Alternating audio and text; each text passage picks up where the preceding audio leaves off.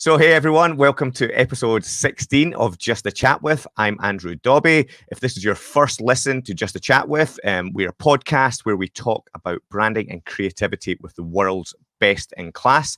In the last episode, we sat down with Ben Radcliffe, who is a digital artist with decades of experience in the CG, feature animation, TV animation, and visual effects world, working on several amazing projects, including Shrek 2, Star Wars, The Clone Wars, Star Trek Into Darkness, The Martian, Jungle Book, Avengers, Transformers, and loads more. If you're a big CG 3D nerd like me, definitely go check that one out. Before that, we had Frankie Goodwin on the show, who's one of the creative directors at Saatchi & Saatchi. We've had Design Matters podcast host Debbie Millman on the show. She has some amazing chat on branding. We've also had world-renowned designer Michael Wolff and brand author Marty Neumeier, Noah Klokek from Pixar, and loads more. Today, though, I'm hugely excited as we're here with none other than David Martin, who is the president and founder at Fantasy Interactive, with offices in New York, San Francisco, Miami, and London. Fantasy is a human-centered product innovation team that ships premium products and ecosystems for some of the world's biggest brands. Since launching the company in 1999, David has worked with a suite of amazing brands, including Netflix, Xbox, Google, Facebook, Twitter, Spotify, MTV, Ford, Porsche, Huawei, Samsung, Tinder, and one of my favorites, Masterclass. Now, yeah, I love Masterclass. David now also works in a chief creative officer capacity directly with Alphabet CEO Sundar Pichai, Tesla's CEO's Elon Musk, and Richard Yu, CEO of Huawei. David, thank you so much for being here. How are things going? Andrew, thank you so much. Yeah, so we met, for our listeners here, we actually met, I think, 2016 in your San Francisco office. I think I was about there, wasn't I? I was on a tour of San Francisco, and Fantasy was one of the studios that I got to visit. And, you know, it really stuck in my mind. It was a really great experience. And so, you know, we're delighted to have you on the show. And so thanks for giving us the time. Yeah, absolutely. How have things been for you over the last few months with all the changes that we've all been facing in the world? Well, like for everyone, kind of insane, but you got to adapt, you know, and the people that can adapt quickly, I think, are the people that are going to get through this, you know, and roll with the punches. And those people that kind of let it just sag on them and literally go into a corner and whinge about this scenario, which is detrimental to a lot of people, a lot of businesses. But the right thing is to keep the head up, stay above water, and you know, we'll get through this, and we're getting through it. Yeah, and so, like, how about your studios at the moment? Are they all kind of working from home? I know you're in your garage right now. Right. What's the kind of mix? I know you're across lots of different cities, so is it kind of the same all round where you are, or, you know, what's the situation? Well, you know, here's the deal. When COVID kicked in, you know, for us and everyone in March, the majority of our clients at the time were automotive clients, right? And typically, you know, when something like this pandemic happens, the first thing that, you know, people are not going to buy is larger purchases like vehicles, right? So a lot of the work we're doing right now on products across different manufacturers kind of went into a standstill. And, you know, we got a little bit of, oh my God, you know, how bad is this going to be? Fortunately for us, that we have phenomenal long-term relationships and great relationships with key clients that we have, and that's the pretty much has been our saving grace, that we were able to kind of come through this, and now we're growing, things are looking great. But definitely, like everyone else a couple of months ago, it was like, oh my God, is this going to come to an end for real? Is this how it's going to happen? But you know, I think everyone in this industry creatively, it's starting to really come back and at full throttle. So maybe not for everyone, but definitely for a lot of companies, and hopefully it will be that way for everyone as soon as possible. Yeah, I think I'd agree. And just for our listeners' sake, we're recording this on the 10th of September, 2020. Just you know, just so you know, kind of timestamp of where we are. I think we found similar over here, David. That, you know, the kind of March, everyone had a panic. Everything slowed down for a bit, and, you know, we found this month it's kind of been our busiest month yet, in terms of kind of new work coming in and kind of people kind of getting back. And I suppose it's that there's kind of two camps, isn't there? And you mentioned earlier, that, I think those that survive are the ones that adapt. I think we can't stand still. And, your business has been very well set up. I know you tend to work with the best people no matter where they are. So I reckon this must have been quite an easy shift for you in terms of, everyone going home. Yeah, you're right. You're right. I mean, just to be transparent, we have been successful really because we've already been remote for the past several years. I myself have been remote for God knows how long, years. I've worked out of an airplane hangar. Recently, a year ago, moved here to Arizona. So we've already been in this kind of, working remotely with people to try to get the best talent around the world. They're not all in San Francisco, and they're not all in New York, and they're pretty much not in America. The best talent, in my opinion, typically comes from outside America, especially on the creative and design side.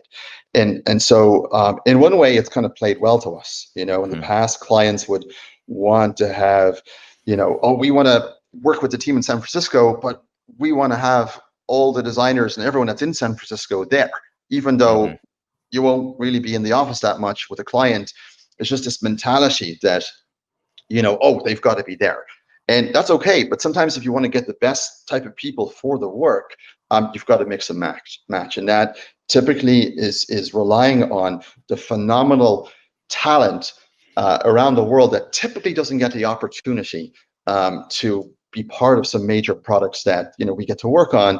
Yeah. And they may, they don't have the experience working in huge agencies or huge companies. So we tend to look for people that don't really have any experience, right, in these major companies, and they haven't done major products, but they've done their own concepts and their own work. And as long as they put that detail into that, that for us is gold for an opportunity. So that's why this remote culture for us plays right into our hands. Yeah, and have you any tips? There's so many companies now going fully remote, or even ourselves in our own agency, we've gone to a kind of work from anywhere model, and again, in that hope that you can attract talent from wherever that lies. There's a lot of challenges that come around, like different time zones, and especially when it's a service-based business, and sometimes you need clients and workshops, and especially even trying to schedule our call today. You're in California, we're in Scotland, and it's kind of 10 to 6 at night here, and I think it's just before 10 o'clock in the morning for you. Is there any tips is there any kind of tips or hacks or things that have kind of worked well for you guys that you can share with our listeners? Yeah, well, look, being remote sounds great in so many ways, but it's not everything. A lot of our team members are dying to get back into the office. They're dying to kind of get into those workshops and collaborate. And so right now, we're fully aware of some of the team members, have despair from that perspective. So what do we do?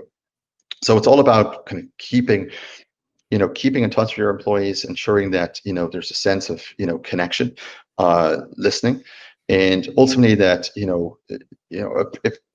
if people during these times need a better way for them to work remotely, like what is it that we can do to support them, right? Because it's just not, one size fits all for everybody. But because we've had, have been doing this remote culture for years, our tips would typically be you bring in people that typically are very self-sustained, self-driving, they're not sitting there waiting for answers or twiddling their thumbs, right? So it's people that are like, they're ready to work, they're ready to make things happen. And those type of people typically work pretty well in any kind of remote, area, and they feel the trust from us at Fantasy that helps empower them to achieve what they need to achieve. So we're still figuring out. We don't have all the answers, as everyone is, but it's bringing people together when you can. So we'll do a lot of internal sessions where people, it's like they're in the same office and they're sharing their personal stuff, their dogs, their families, their kids, whatever. Like, we don't care if your kid runs by in their diaper or their underwear and tries to pull you know what I mean? That's just part of reality, right? Nice thing, isn't it? That's the great thing about that. It's been about this is you see the family lives and you see the real energy of people. Yeah, it's lovely. So I actually did an interview yesterday with a guy that I worked with years ago, and as I was talking to him about his experience and stuff like that, because it was kind of last minute, we jumped on a call, said let's just have a chat. We're on a Zoom call. His two kids are jump up in the bed behind him, and they're pretty much naked, and they're jumping up there and trying to pull out of him, Dad, and they don't realize Daddy's on the call. But you know how it is. There's all these stories out now with Zoom, and it's just one of those things where, look, good people get things done no matter what the circumstances, right? So Yeah. it's and the trick is really for remote, it's finding those people. Yeah, no, fantastic. Now, you mentioned earlier, you're in your garage just now, but you mentioned, you used to work out the airplane hangar. So now Right. I love this about you is that not only have you created one of the world's most successful agencies, is that you're also a hugely successful pilot, and for the listeners, not heard of you before. You've got over 300,000 followers on Facebook. I think you're one of the most followed pilots. Is that right? Yeah, well, I used to be the most followed pilot in the world. I kind of stopped doing that thing, a bit more than a year or two ago. But anyway, yeah, I fly to work. And that was the key thing when we moved from New York. We were in New York. 2005 is when we moved from Sweden to after starting the company in '99 in Sweden. And for those that are listening, where is this guy from Sweden? Where is he from? No, I'm from Ireland. I'm from Dublin. But we started in '99 in Sweden, moved in 2005 to New York. And in 2010, 2011, we moved to Napa Valley, just north of San Francisco. Mm-hmm. And when we did that, I didn't realize the commute that it would take to get down to the city. And I had kind of a romantic idea what that might be, which turned out to be a nightmare versus a dream. So I had to figure out, okay, how do I get to work, right? So we've got the office down the city. We work a lot with Google at the time, which was the key reason why I had to move there.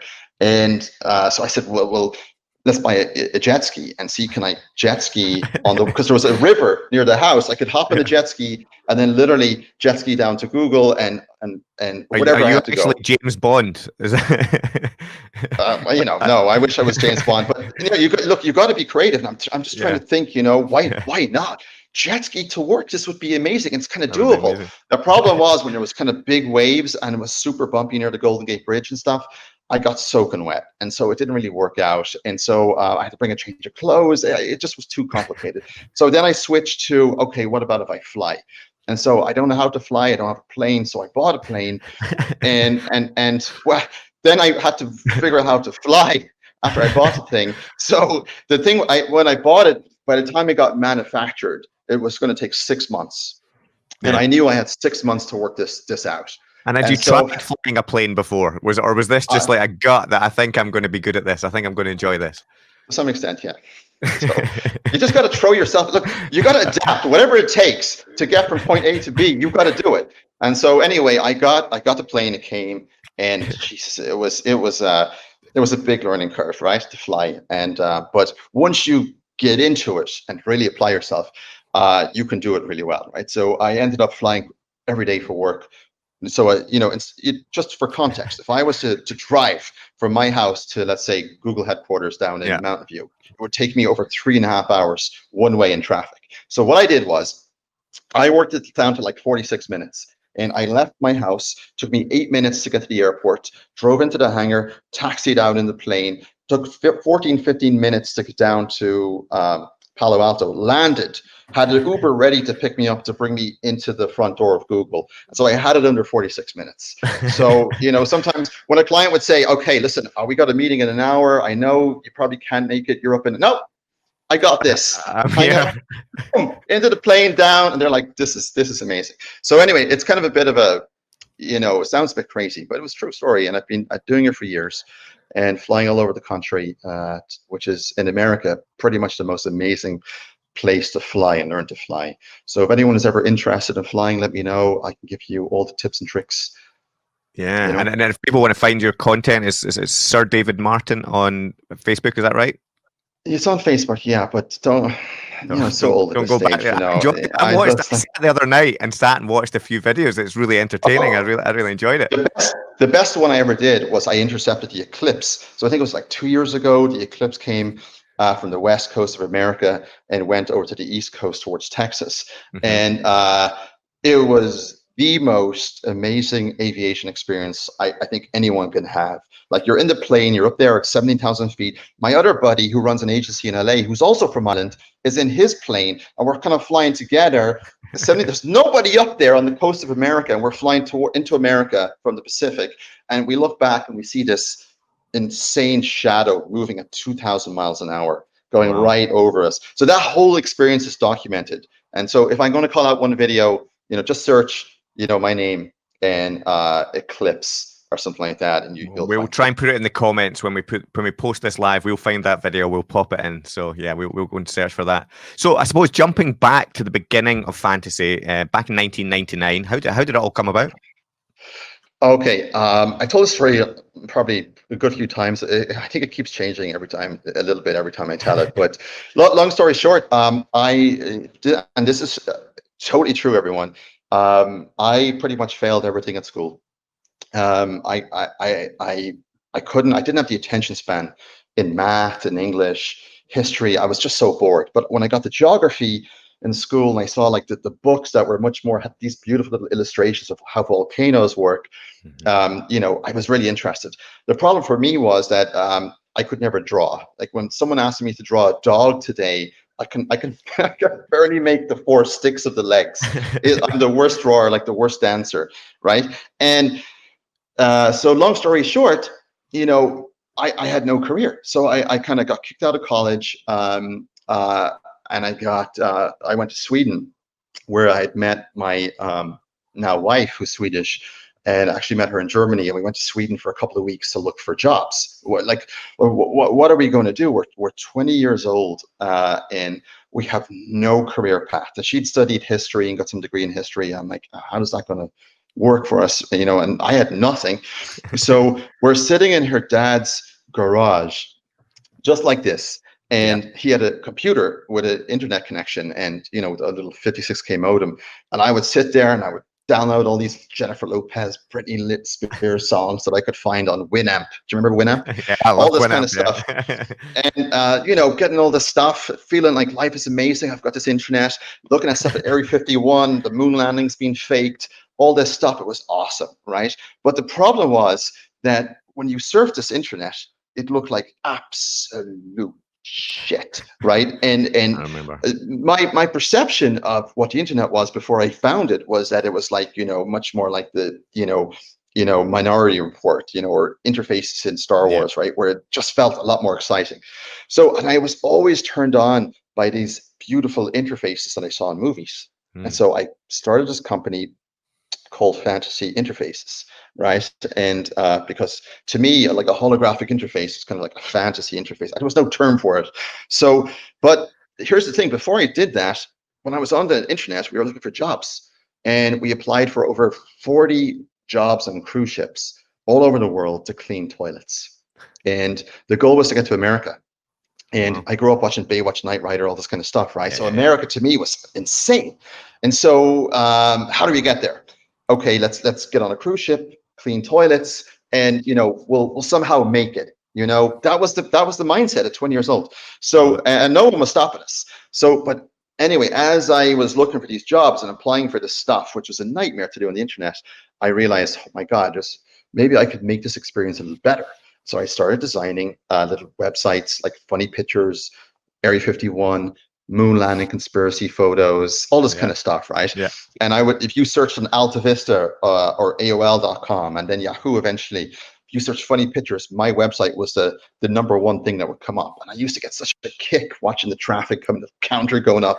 So that's ultimately the true story of how it started. And I just started designing websites, got into Flash, early adopter in Flash, and Flash really made everything for us. We pretty much then went on to be probably the most premier builder of websites in Flash on the planet, which ultimately was the core of our business.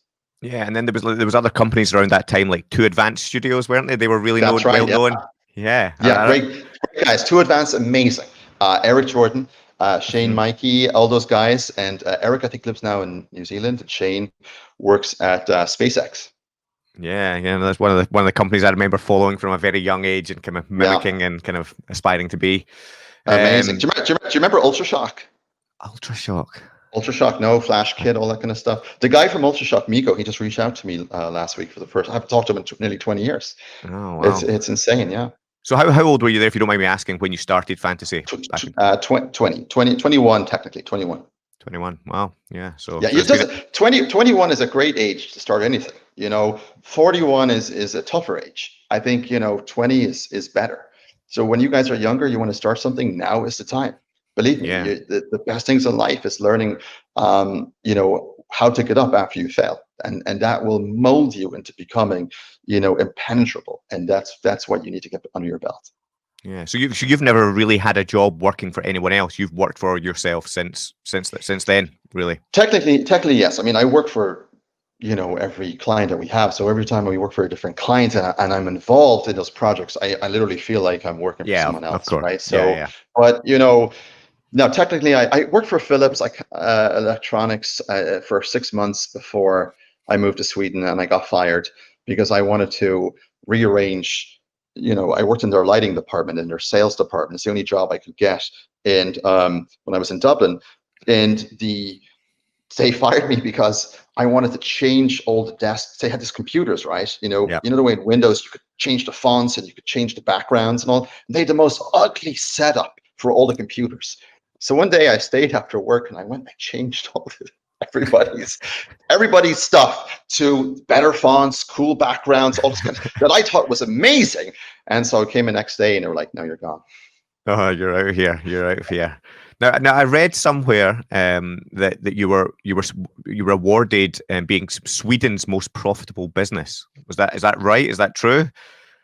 Yes, that is true. That okay. So that's technically true. Let me just tell you exactly what it is. It's called the Super Gazelle, and every year, every company in Sweden, all their information, all their financials are all public, right? That's how the Yeah. government in Sweden has it, right? And so the most profitable companies based on their previous years, that's how they judge it.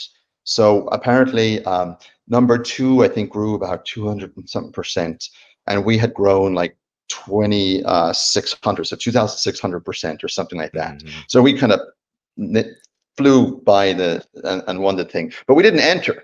It was one of those things where we didn't even Yeah. know that we were in it. We didn't even know we won until the Financial Times, who host it, called us to say, "Hey, you've won this major award, the Super Gazelle." What is this? We didn't win some financial award. We have no idea how much money we even make. And so anyway, long story short, it turned out that we became Sweden's most financially successful company based on the previous year, and which is kind of crazy when you think about it. So, but it's nothing to hold the torch up about. Believe me, you don't want to be chasing Yeah. being the most financially successful Yeah. company in anything. That's a bigger conversation, but yeah. Yeah. So now running a business for, I mean, how many years is that now? 20 years? Something There's like there's that. going to Yeah. be some major highs. There's going to be some major lows. Maybe Yeah. what are some of the biggest challenges? Any good stories that you can share with our listeners? Oh, let's see here. Okay, so in terms of challenges, really, and stories, it really all depends on what time of the era that we were in. But in the early days, getting our first client was a big deal. I mean, for the first 3 years, making a company, we made zero money. My wife was on social welfare, and we used her social welfare money to kind of survive, like literally survive, and as in, not from debt, but just trying to Yeah. buy food and have a regular life. And which wasn't much, but you put everything into work, so it didn't really matter. And so for 3 years, we tried to figure out, how do we make money.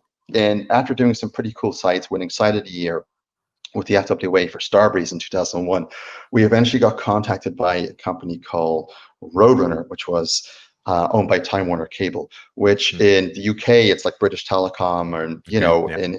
it's like AT&T here in the States. And they called us to say, "Look, we need to make this amazing Flash portal." And, I remember, when we got on these calls, in the background, we had this internet cafe, and at the time trying to make any kind of money. And we had little kids in the background, but we had the camera blurred. So when the client called us, the background was blurred, but it looked like that was the office. But it was full of kids coming from school, playing free internet and Counter-Strike. And so they had the perception where this is it, this is a real company. And so it was just at the time, I think 2 or 3 of us, and then to hire more people. So that was a memorable moment, like how to kind of fake it till you make it, right?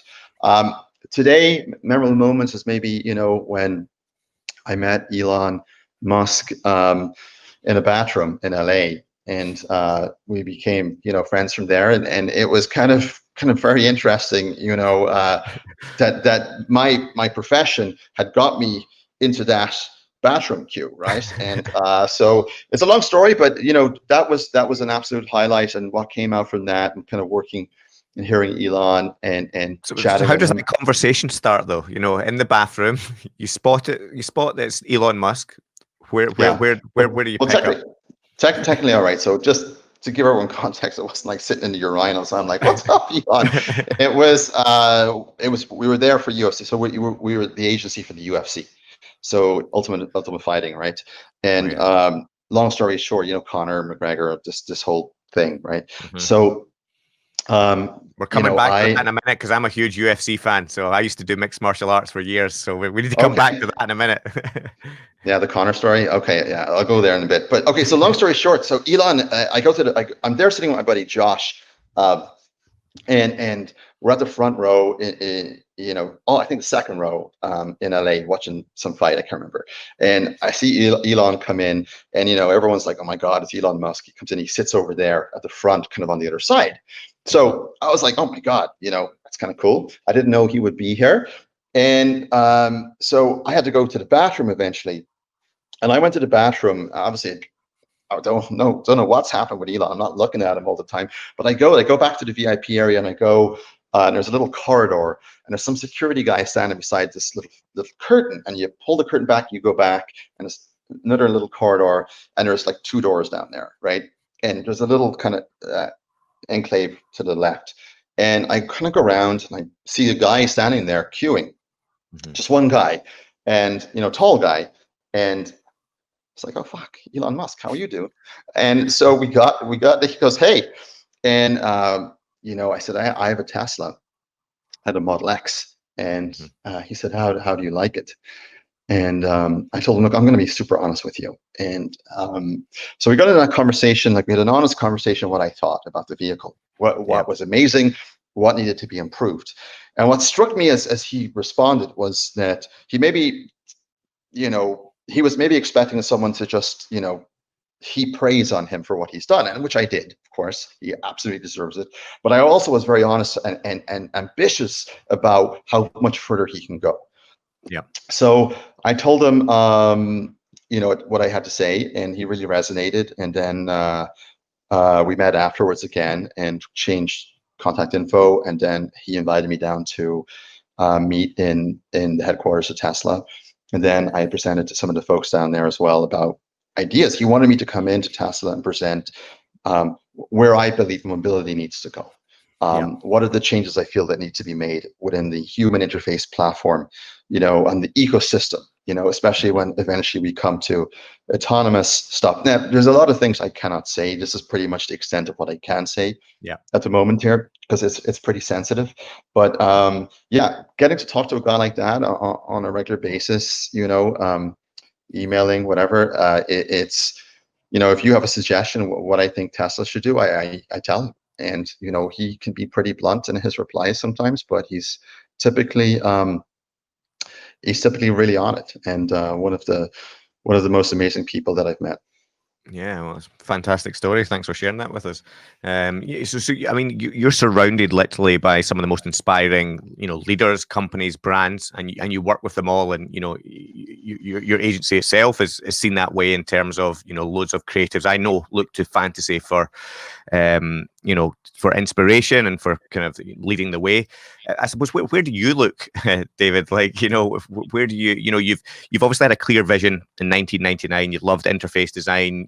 Knight Rider, all that stuff is kind of, you've had that vision. You're now there, right? Do you feel? I suppose 2 questions.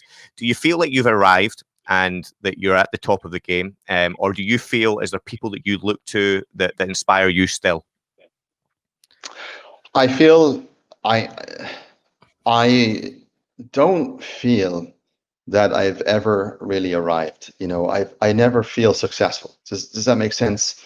You Yeah. know, and I think, why is that? And I've often actually asked myself, like, why people tell me. My dad just told me the other day, David, you have to understand what you've achieved. Because I think I called him because there was growing up in Ireland, right? We didn't really have a lot of money. We came from very very standard background, Yeah. and my parents were always an amazing guiding force for us and my siblings. And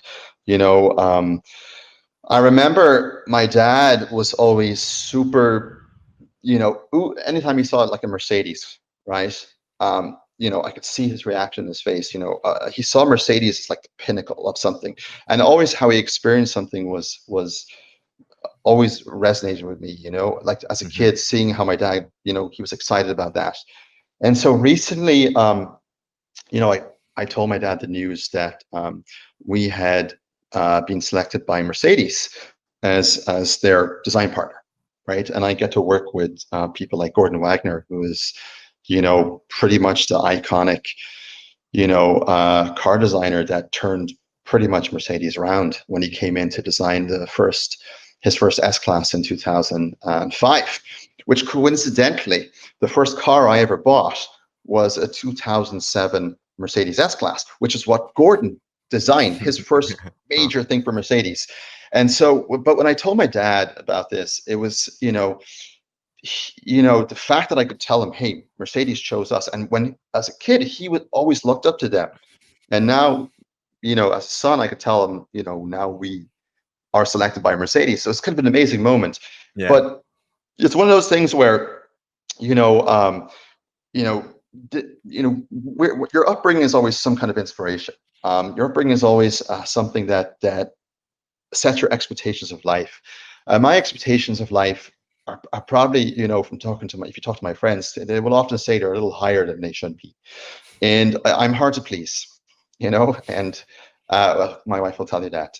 And so, long story short, um, you know, how this world works, if you want to Google something, um, to me, it's just an absolute ball of frustration to find anything that you want online sometimes, right? And that, to be honest, that's just super frustrating. And that is the source of inspiration. For me, when I go, I don't go out there and look, okay, what's the best design going on here? Maybe for some little micro interactions, sure. Yeah. But for ultimately trying to identify what if, how should we do this? What needs to be done? It's typically going through an experience yourself, and you realize like, oh, geez, this is so unbelievably broken and bad, and it's 2020, and it's look, right now I challenge anyone to go, let's say something breaks with your phone, and you got to Google it, right? Yeah. Try and get the result in less than 20 minutes without feeling you want to punch your screen. It's just it doesn't exist. So anyway, that's my source of inspiration is getting frustrated. Brilliant. You said two words in amongst all that really Go resonated on. with me the first time I met you. And it's those two words, what if? And it was the one thing that really stood with me when I visited your studio in San Francisco. Right. And that I love about when I follow fantasy on LinkedIn, on, all these platforms, is that, I often hear from creatives, oh, we don't get the best briefs or we don't get the best stuff. And I think you're a great example of showing how you go and get it. So I'm going to let you tell it because I think you'll tell it better than me. But could you tell everyone about your what if projects and what that has meant and done for your agency? Oh, okay. So simply, what if is the question of, well, like, what if we did this better? That's as simple as that. So in our business, it's what if the airline website, for example, was like this. So for context, we have no sales team. We've never had a sales team, never a new business team. So all the work that comes in to Fantasy for 20 years comes as like a word of mouth, right? And that's why we kind of also we're small compared to other people think we're much bigger because we don't just grow to make money. We just want to make the impact with the right ambitious partners. But typically, the problem was for us that we wanted to work with airline clients, and we weren't getting anyone knocking on our door. So we put out this video called "What If the Airline Website," whatever, and I'm sure you'll link to it in the description.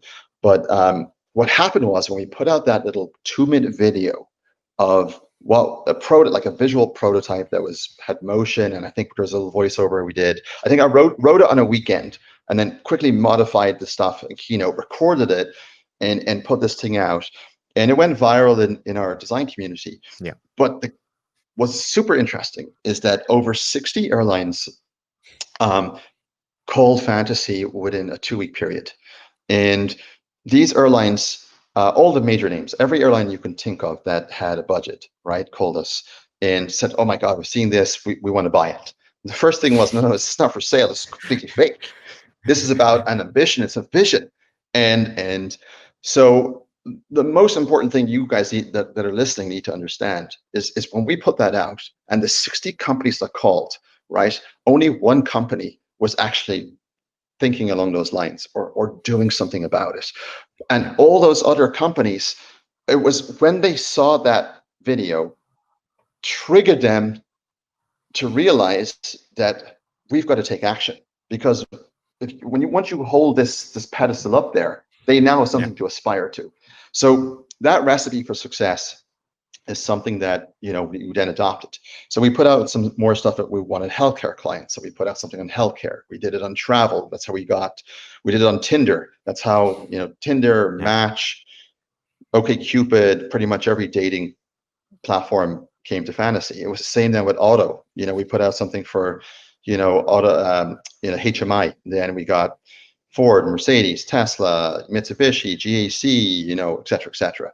So and this is the best advice you can probably get from this podcast that I will ever give will be to, and I don't mean to kind of veer to a different answer for a different question, but this is, for me, is important, is a lot of people has applied to Fantasy over the past 20 years as designers from all different disciplines.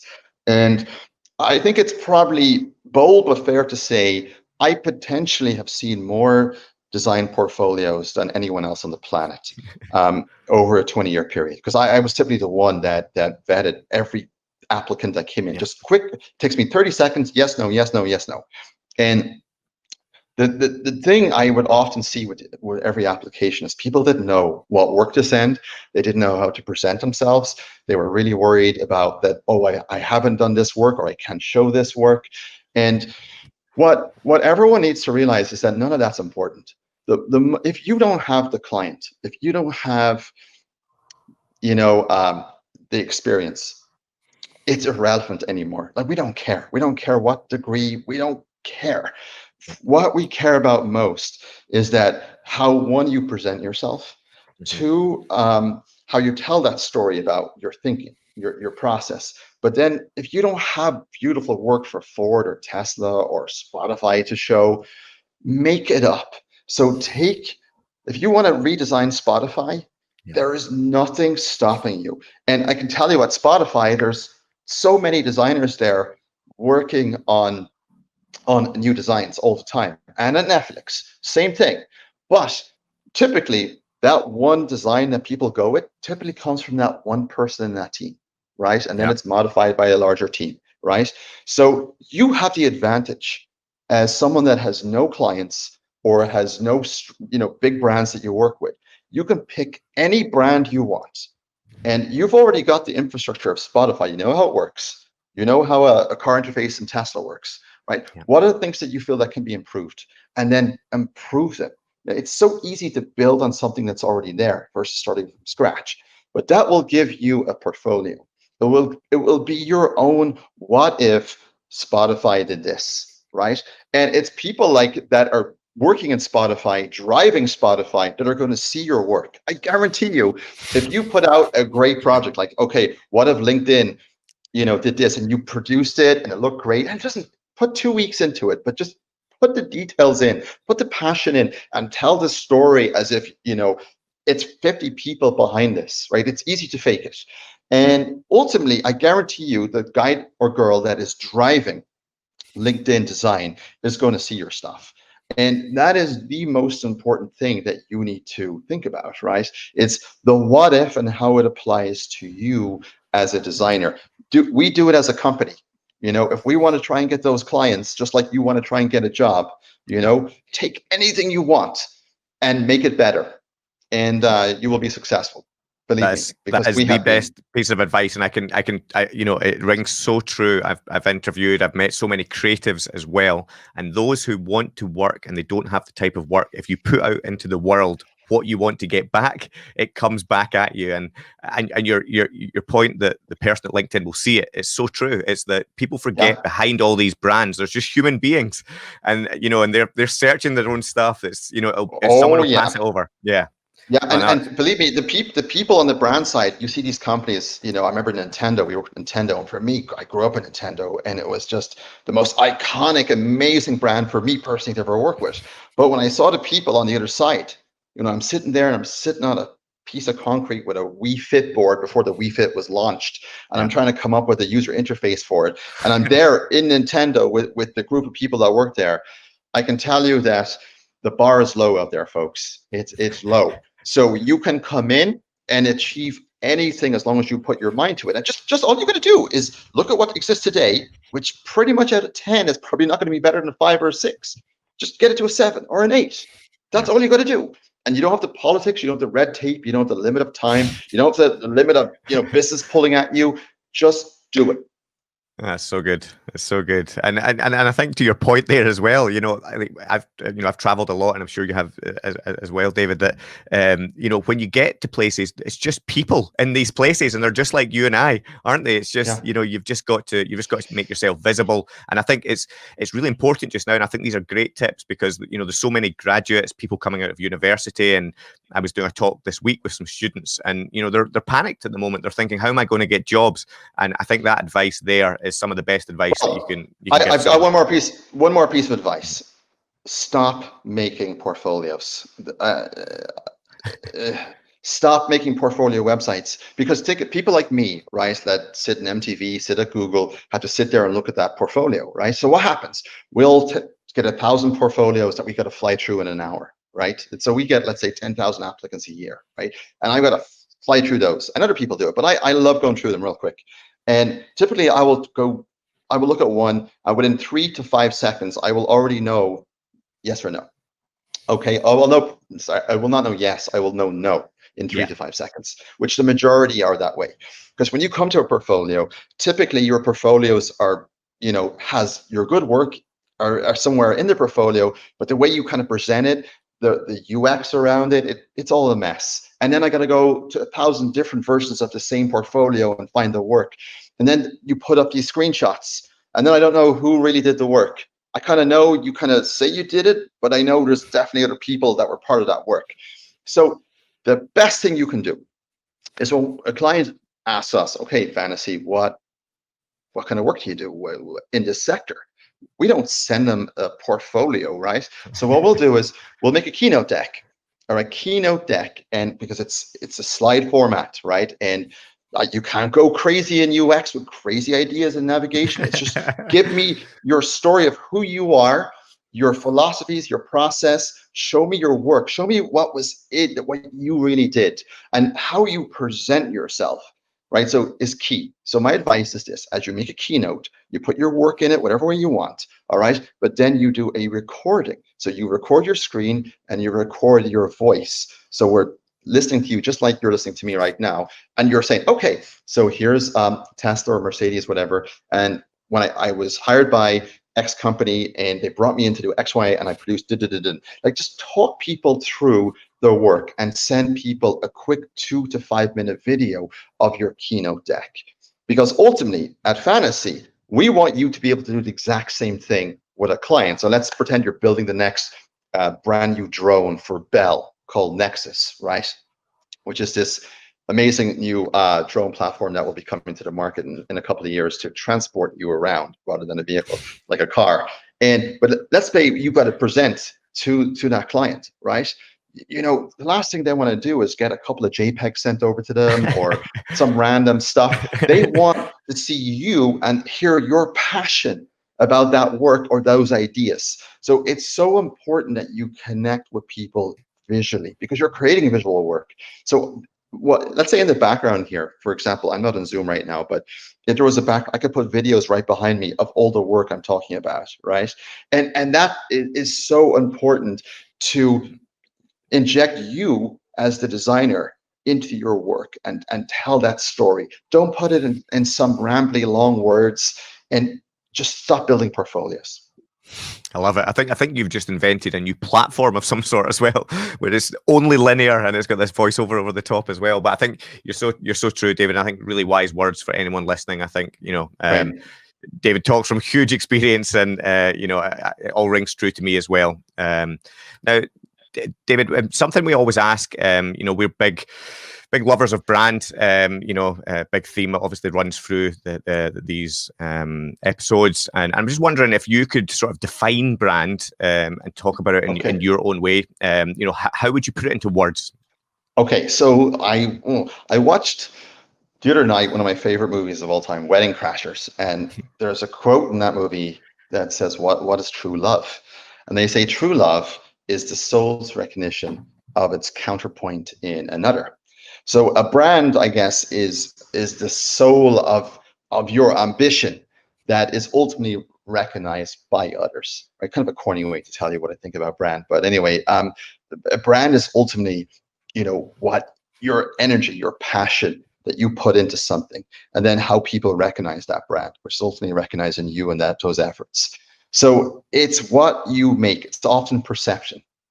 There's a lot of companies that we work with, which are major names. I remember going into MTV, doing MTV.com years ago, and that was like, oh my God, we're at MTV. And you walk in there, and you're like, this is not kind of what I expected, right? So again, it's that perception, of what a brand is. It's what you make it, and that's why all of you have the absolute advantage, because no one knows really your weaknesses, and they kind of don't really know your strengths. But when you put that energy into that brand, right? It's whatever you want it to be, and it's just positivity that should come out of that. And it's you have the complete ability to do whatever you want to do.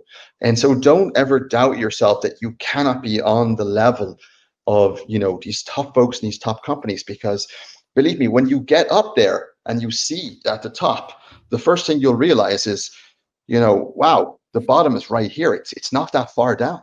So to get to the top, it's really just a tiny bit up there, and it's just effort. It's passion. Love it, love it, love it. So, David, you're clearly a very visionary person, and able to see a kind of head of time. And I'm just wondering what you think. What does the future hold for fantasy? What does it hold for UX, UI design, and kind of where are we headed? Okay. That is a tough question to answer. Where are we going? I think we're going to places that are typically going to be less frustrating for users. We're finally seeing, for example, in automobiles, where people are looking to buy, a sports car or an SUV, and they no longer look just on the outside. Now they're looking on the inside first, right? And if they look at a beautiful, let's say $300,000 supercar, and just, oh my God, I'd love to have that. But then they stick their head in the inside and they realize, oh my God, that's such a dated experience. They do not go ahead with that purchase, right? So we're seeing this from all the data from lots of different OEMs. And so what we see is that user experience, UI, now has a real seat at the table. And I think the major change, it's not, I can't predict the design trend right now or UX trend. It's not about that. It's more what I can see is that there's companies out there hiring people at the very C-level tier of the organization that are now responsible for human experience, where before there was no seat at the table, there was no seat at the board. Today, we get to work and present to the board and to CEOs of major establishments that there's no way on the planet 10 years ago we would have got near people at that level. But it's becoming such a key part of a company's vision. I mean, if you think about it, I mean, years ago, do you remember Anderson Consulting, who are now Accenture, right? And some of the big companies, if they needed to know what to do, and we're a bank, should we go crypto? Should we do that? How do we handle mobility? And typically they would reach out to, in the old days, to like Anderson Consulting and Accenture. Today, it's tiny companies, with designers like you guys and girls that are in them, like Fantasy, that ultimately help and is the first call for some major companies and brands to figure out, well, what is the future for this? How do we pivot? What are the features? What is the future of cities? What is the future of transportation? And sometimes, you get that question from some companies and you're like, wow, I'm kind of surprised they don't know themselves. But then when you get in there, you realize it's a team effort. Working so closely with those partners is essential for them and for us to ultimately find out where we are going. And so that's what I think the major changes in the space. We have now a seat at the table, where before we were just web designers. Yeah, no, I love it, and you've carved that space as well. You've pioneered it. You've made that seat at the table. I think is the key part there as well. It's not happening by chance. So as I said earlier, a lot of our listeners are just getting started with their careers. This is they've just come out. They're during COVID, they're panicking, maybe struggling, they're figuring out. Is there one thing that if you've given lots of great tips actually in terms of portfolios, but is there anything that just if you were to go back and you could kind of tap young David on the shoulder and give him a little tip, is there anything that you could give to those listeners right now?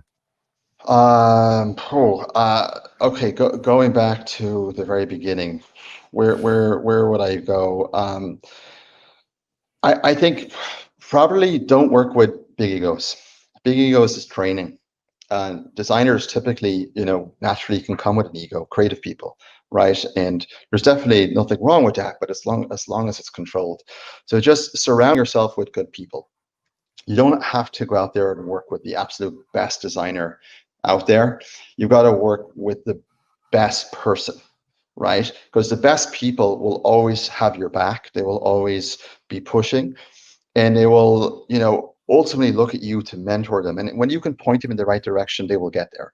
So I think it's surrounding people around you, or putting people around you that have your back, versus they're just extremely talented at something, right? So that is a lesson that we've learned a few times at Fantasy. Again, this is over 20 years, right? I'd say the other thing that I would focus on more is life, in terms of less work, more life. And when you have to put your heart and soul into a company, and you're not an employee, everything becomes your day to day, your sleep, your dreams. It all becomes focused on work. And I guess I was 21, so I kind of grew up focusing on the company, and I didn't really have any friendships or social circles, right? So I didn't really have friends really until I was, in my, I'm 43 and I just turned 43 last week. So I didn't really have friends till later in life. And then when I moved here a year ago to Scottsdale, to Paradise Valley in Arizona, there's a lot of people here that are very successful at what they do, and doctors and this and that, and tech people that are kind of similar age, right? And I think that the joint thing that when we have a few beers, joint thing that we all come up with was I wish, we could have had less time on work and more time focusing on life. So it's kind of that balance, right? And say those that have their own companies, as like you, Andrew, you probably are well aware of this, that you give it absolutely everything, and that's great for a certain period of time, but you've got to be able to give it everything at life, especially when you have kids. That's kind of when you will kind of know that more than any other time. Yeah, I think that's So we had kids late. That's a great point, and I constantly talk to our team. We talk about this as life as well as work. Let's make sure you've got the balance right, and we've got both. And I think the world's opening up to that now, and it's nice to see that it's becoming more of a focus on kind of mental health in the workplace, and kind of work-life balance, and not trying to kind of to see people as human beings. I think that's a really and you know what's crazy, right? So imagine, we're you and I, Andrew, we're out there in space in a little spaceship, and we find this planet Earth, and we're having a look at Earth. You go, oh God, Earth looks nice, nice blue oceans, nice mountains. You got all these humans down there, and oh, but wait a second, something's wrong here. And you're like, what you say, Andrew, you say to me, David, what's wrong? And I'm like, but Andrew, look, they go to work. They've 7 days in their week.